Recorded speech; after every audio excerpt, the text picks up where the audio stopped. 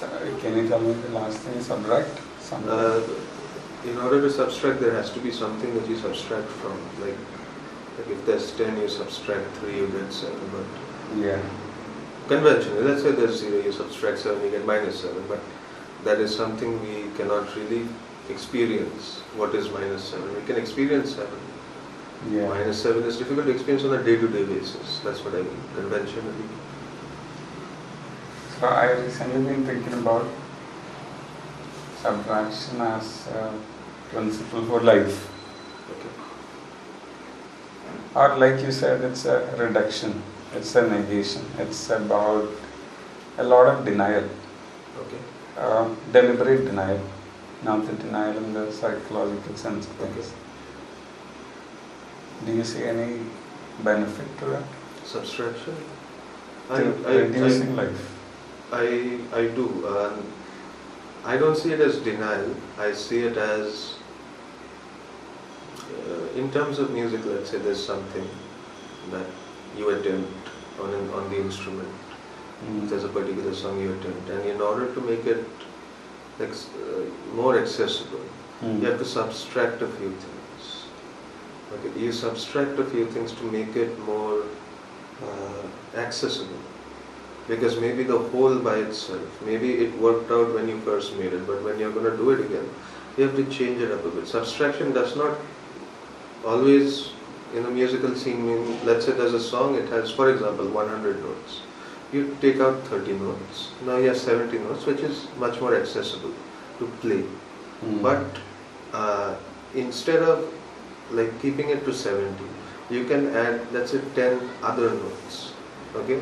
10 other different notes. So subtraction, it gives you a more, again in a musical scenario, it gives you a more accessible vision, and then you can either choose to have that subtracted vision, or now that it does not seem as difficult, you can choose to add something new to it. Again, the denial part, I'm not sure about it. In what sense do you mean denial? No, I'll start with something you said, which has a very interesting point before we get to denial.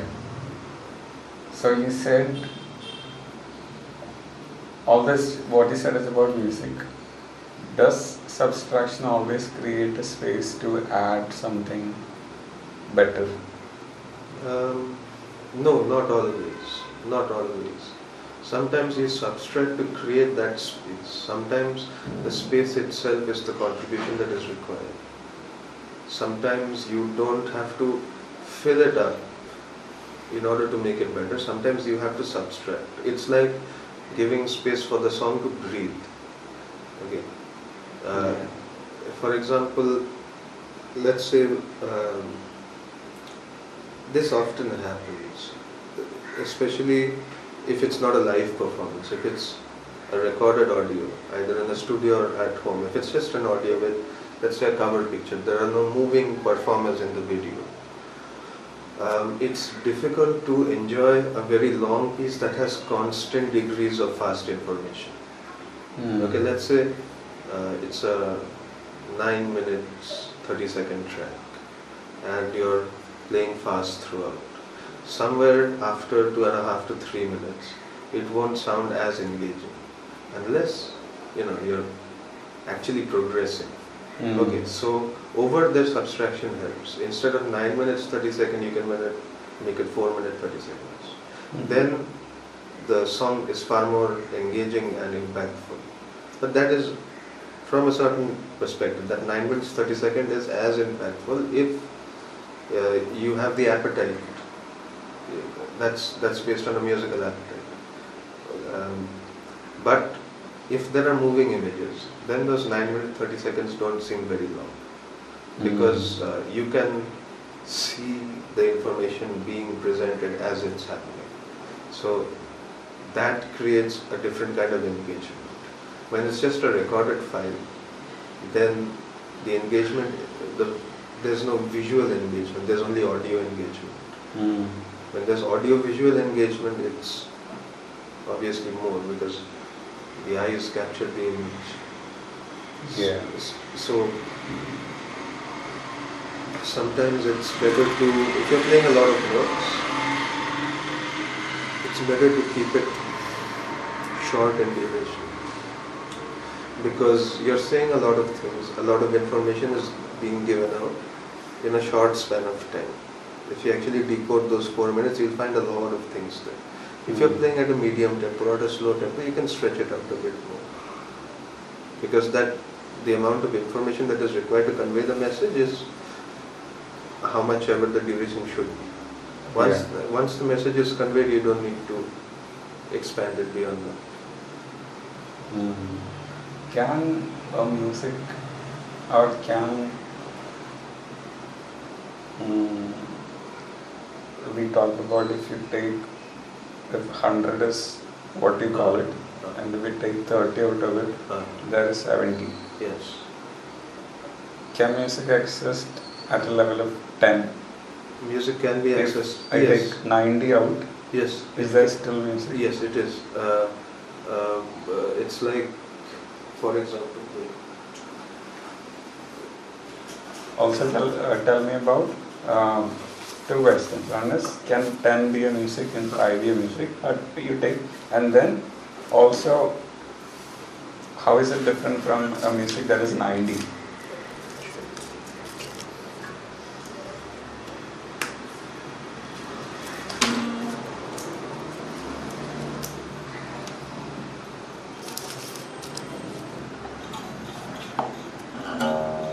It's actually a very good question.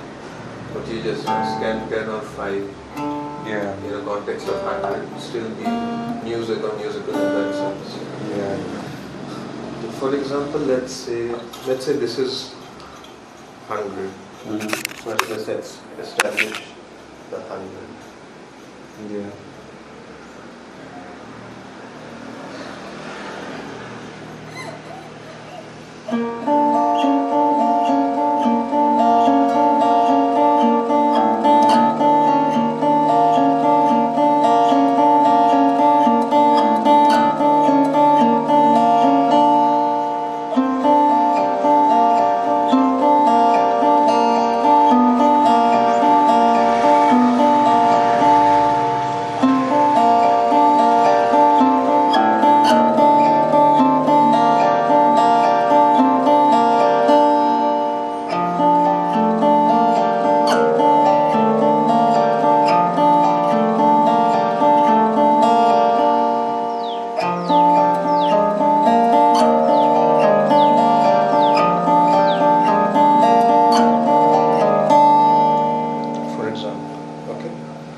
Let's say this goes on for like 10 minutes. Okay. So now, in order to summarize it or to subtract it, we first have to find out what are the key ingredients that are happening. Okay. So one thing is take out the music. Okay. One of the best things that musicians can do is, especially if they're looking to be live musicians. Okay. Is one thing is listening to the song, and especially looking at live videos of that particular performance. Okay. Now, after you listen to the live video, you see them doing this. Okay. Now, if you get a good video where you can actually see what the artist is doing, like there aren't a lot of fancy camera angles. Just it's focusing on the artists playing the music. Okay. So what you do, you can mute the video. Then you just notice what they're doing with their hands. Okay. For example, like let's say I'm not playing the notes, you're just looking at this hand. So I'm basically doing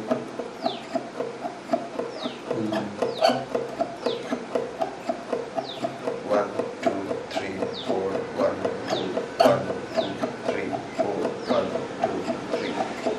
So this is a way of understanding, okay, this is the pattern that's repeating. Then if you put sound to it, okay, these are the changes on this hand that is making the pattern sound different. Let's say so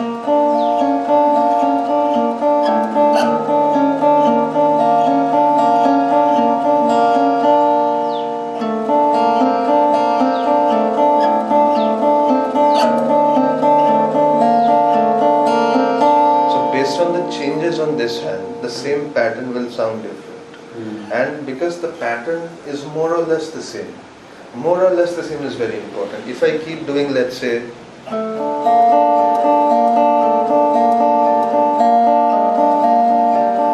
will become monotonous after some time. So, the more or less the same would be the same thing. Let's say I start like.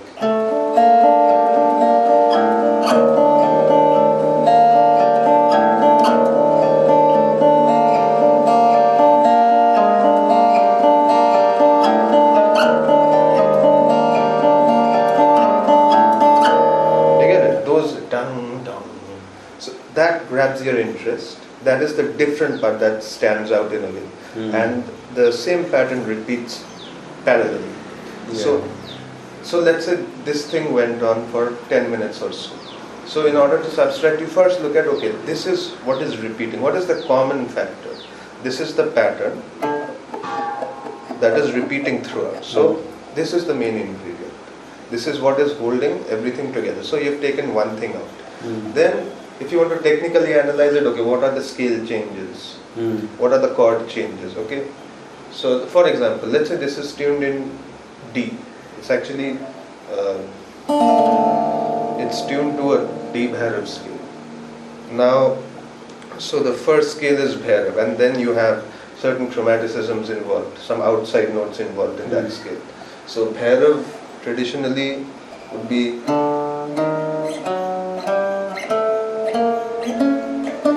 Is actually the scale everything is playing in. I played it on one string, but when I utilize all 6 strings, it will sound like, just focus on this sound, okay? Don't get confused by, okay, so basically it is,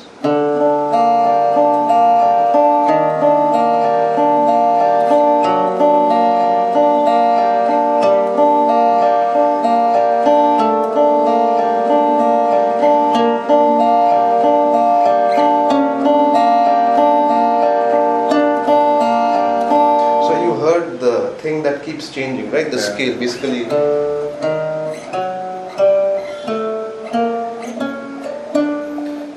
Okay, but these notes are the accompanying notes.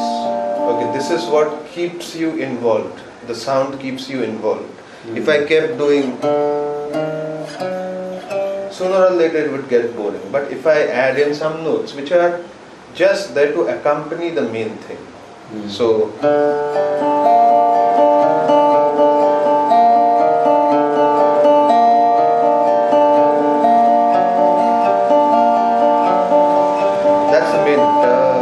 That's the main thing. But I'm doing it as, it's basically, but I'm adding those 2 notes in between to make it a bit more interesting, to give it a kind of a rhythm.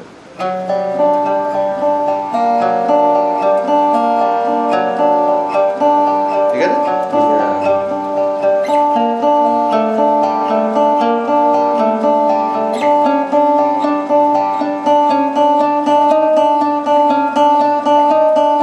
Basically, but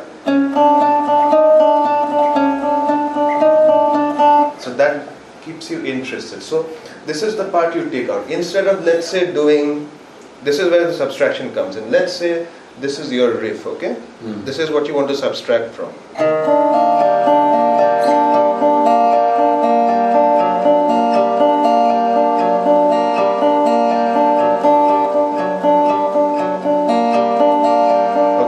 Instead of playing so many notes, you can simply do.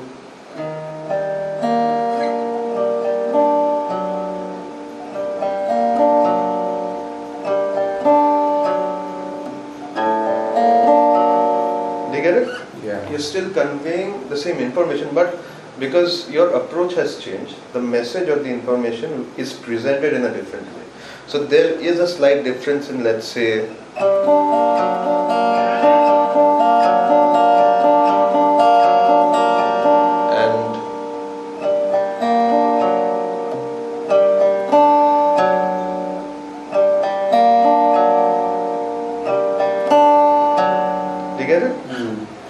that is a kind of subtraction. Okay? Or you can do even simply, you can do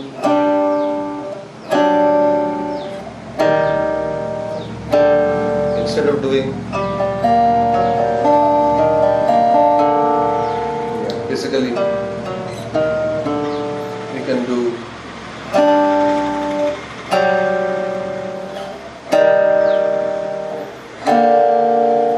I'm still playing the same information, but I have changed, let's say, the information structure. Reset and start, yeah? Okay. Compression. Yes.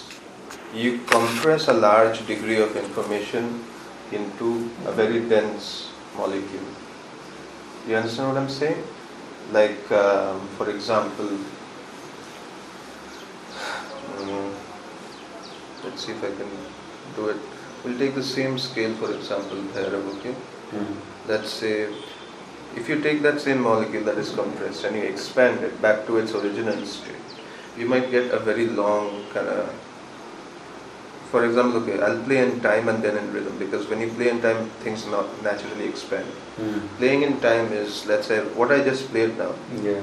But you don't stick to the rhythm, you stick to the time of it. Rhythm is more like you can clap your hands to it, okay? You can clap your feet to it.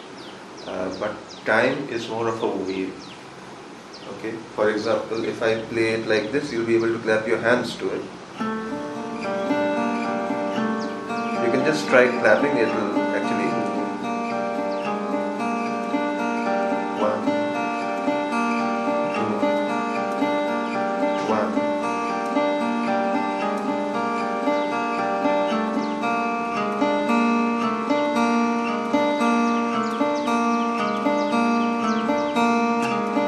Over here you can clap along. You know when it's coming. The pattern gets reinforced through repetition. In time, the same thing would be in a wave. It's like you have to wave either with your hands or in your mind in order to follow. It will be something like.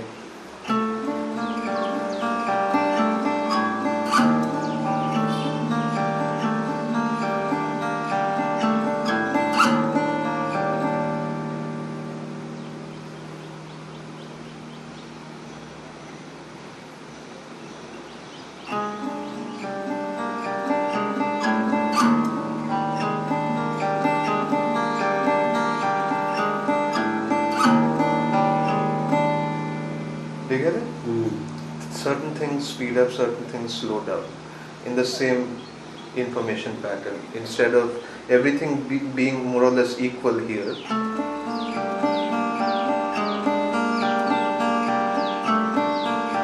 this becomes.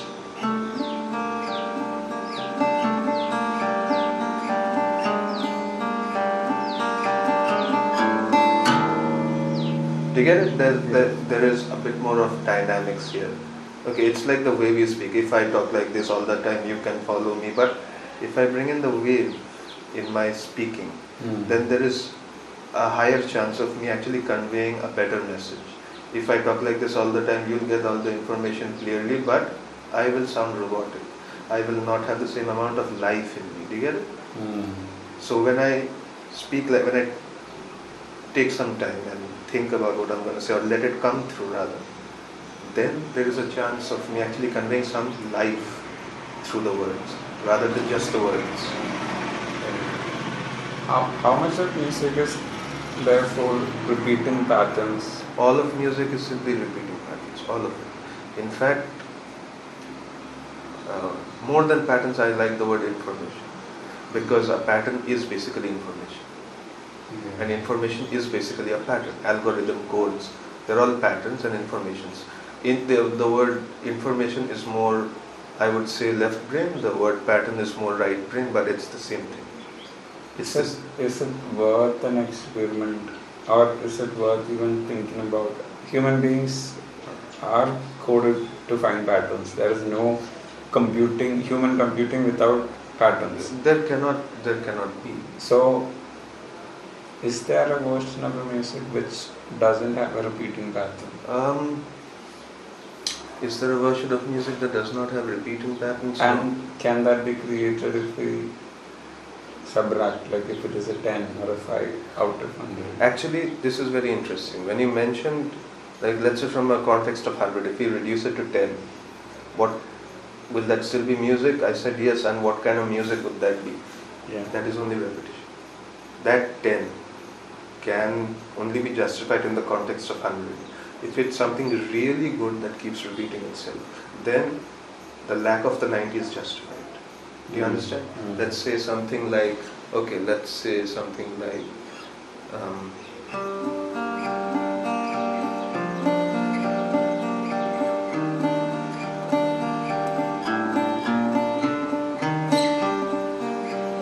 this 100? If this is 100? This is, let's say, the reduction. Okay, so 50. This just by itself, if it goes on, it's pleasant enough.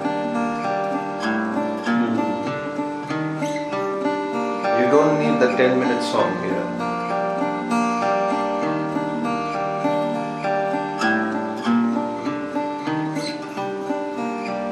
If this keeps going on and on, now, like let's say, in order to make this just a bit more interesting, you can still stick to the 10, but like instead of making more changes, you can simply change whatever amount of information you have and still maintain that 10 in the context of the 100. Let's say the information was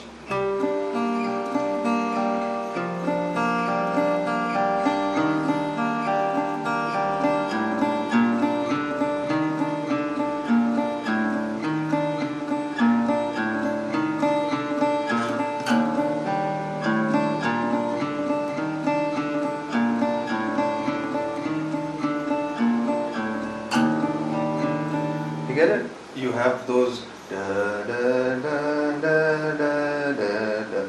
So once you have something that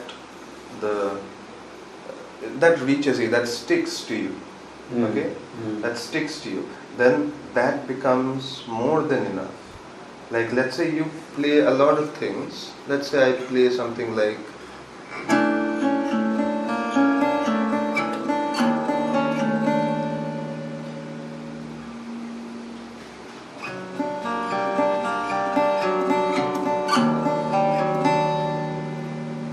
some strange chords like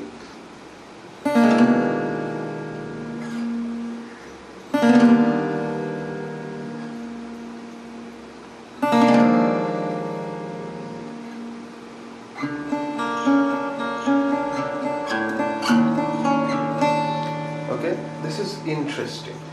We are going somewhere, maybe a mysterious story is being told. But if you want to reduce it, maybe you can really just play the really emotional stuff on repeat.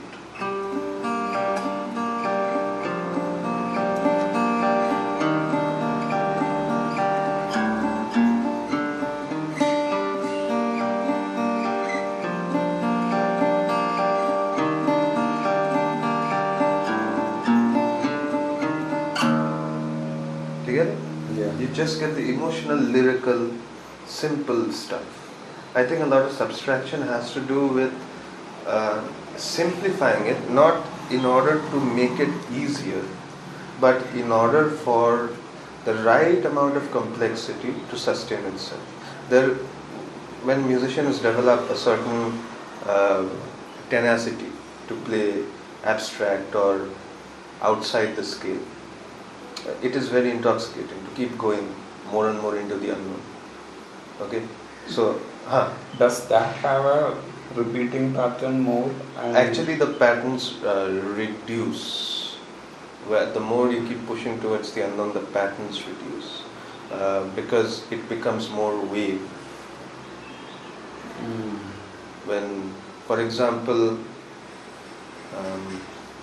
normally when guitar players start, they start like let's say 1.5 months in to just play. They learn a song, which is a simple song. It might be something like, let's say,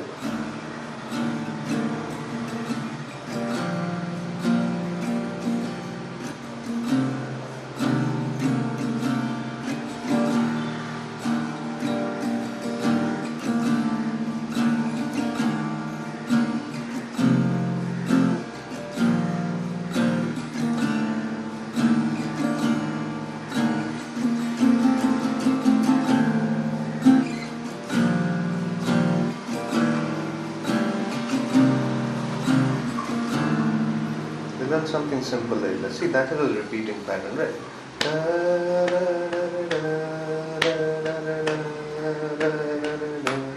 That has a repeating pattern. So that's how you start. You learn by repeating patterns to gain repetition gives us certainty. When we do something in repeat, even if it's like a routine, it gives us a solid foundation. Okay? When we do it every day, it's like playing the guitar every day. It's a routine. I actually, just before you came, like 30 minutes back, I was watching an interview. The line that was used was so profound. It's a after a while, music becomes a habit of life, like sleeping, eating. Habit of life, which I really like. It is a habit that you repeat over and over every day, all the time. So once you go into the unknown, or you push towards the unknown, the patterns reduce, or unfamiliar patterns that don't look like patterns emerge. For example, let's say something like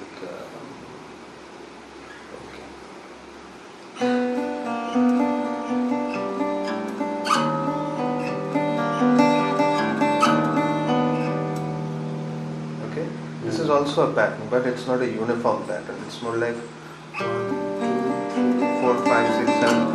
1, 2, 3, 4, 5, 6, 7.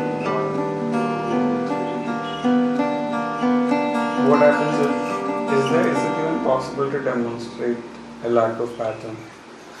You can't demonstrate a lack of, let's say you just play one note. This note is reverberating at a consistent frequency. You can't see it, but it is. Yeah. There's a pattern in that as well. You cannot exercise at least the fundamentals of physics or the fundamentals of matter.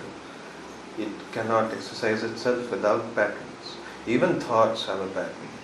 Even dreams have a pattern. Very complicated. But see, patterns that don't look like conventional patterns. That's what happens the more you move towards, like let's say the ethereal, or the lack of common ground. Right.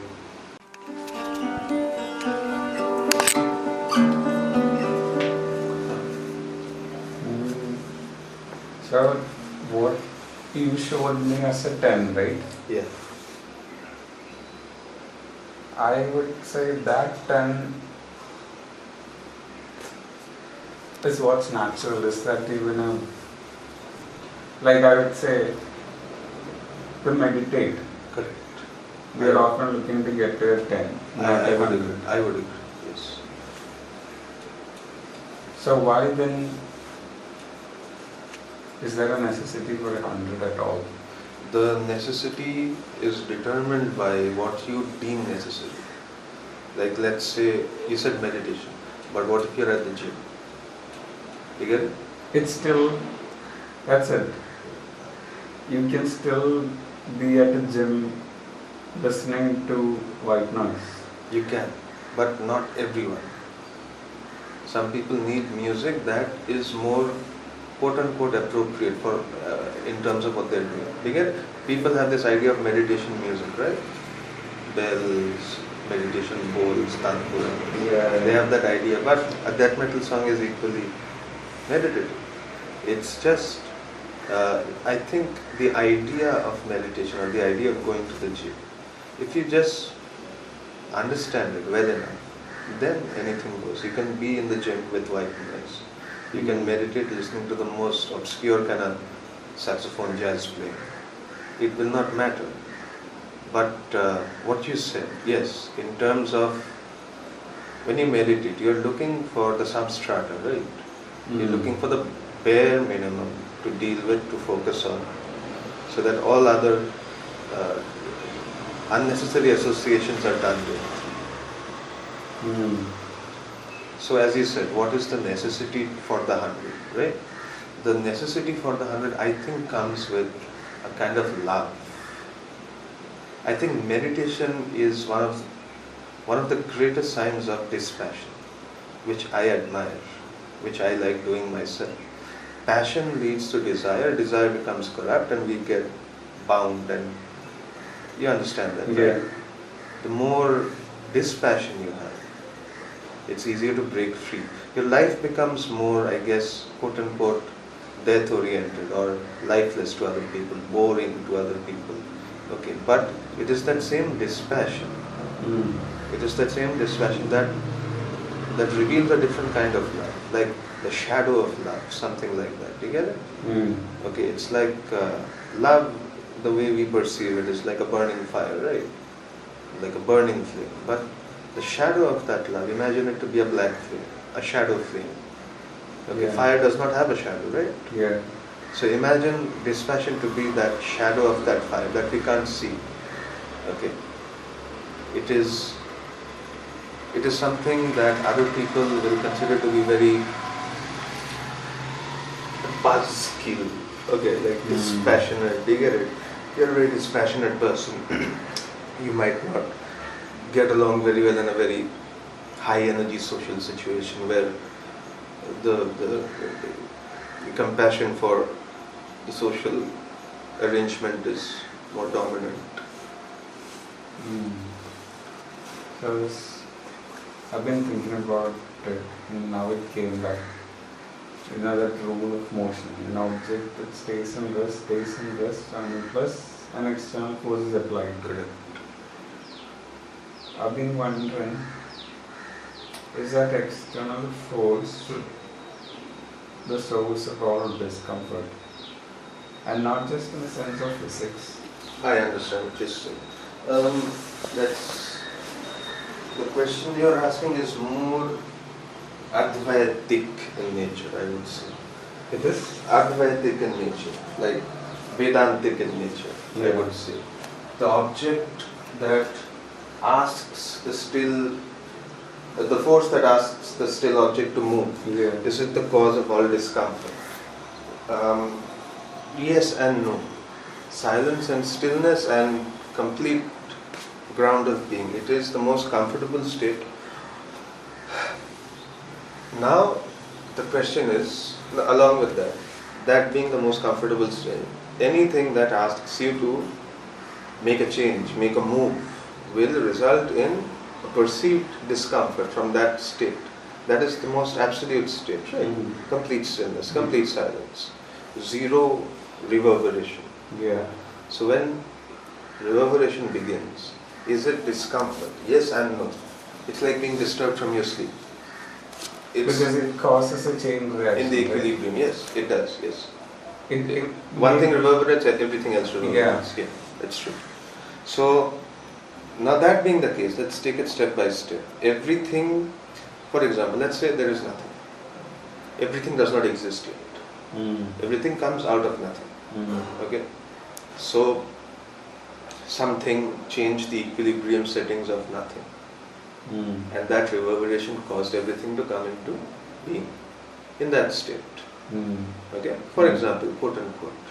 Now when that reverberation stops, it will all dissipate again back into nothingness.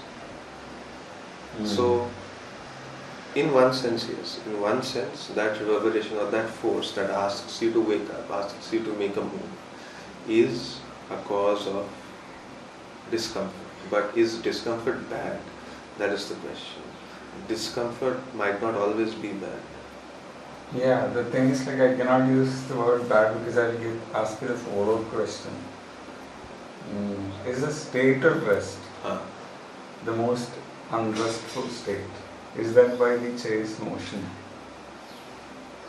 Because it's not like there are, the world isn't 70% monks and 30% normal people. It's the reverse. So it almost sounds like that state of rest is what we have to and must resist.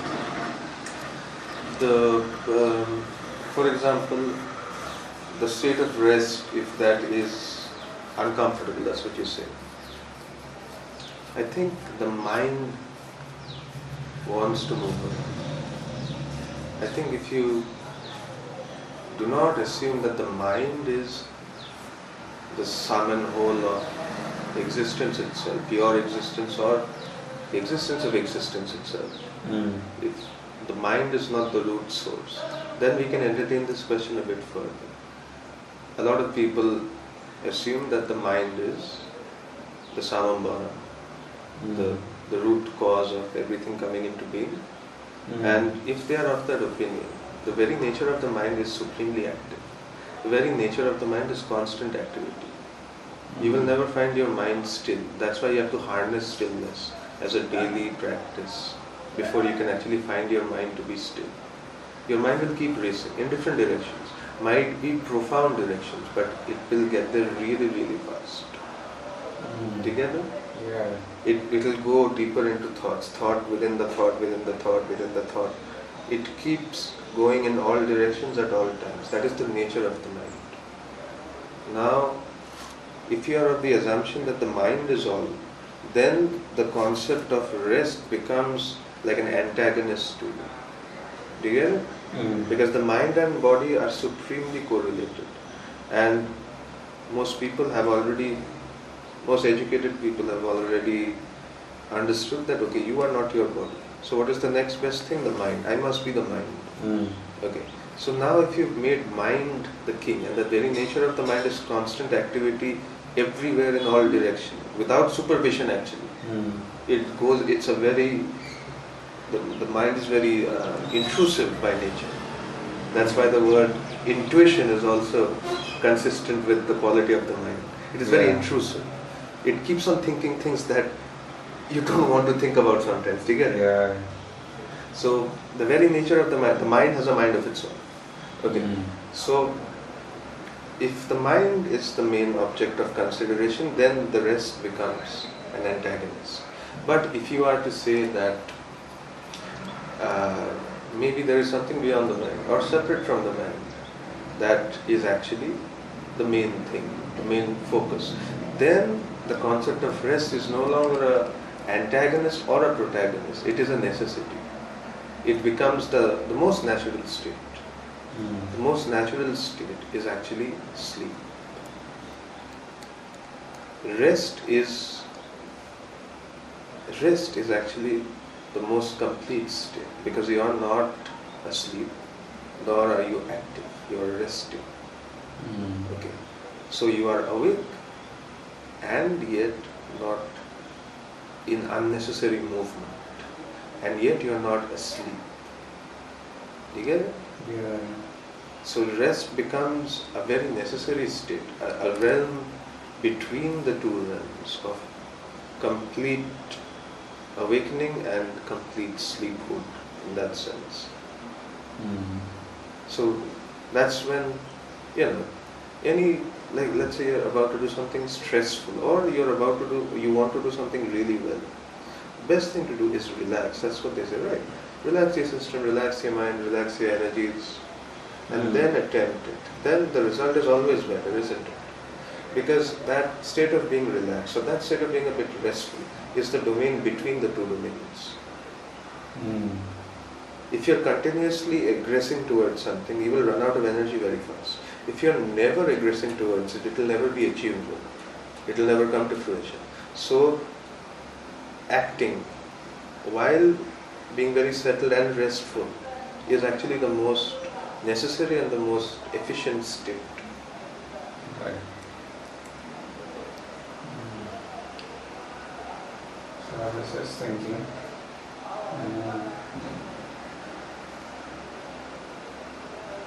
subtraction, as let me try to put it into proper words here.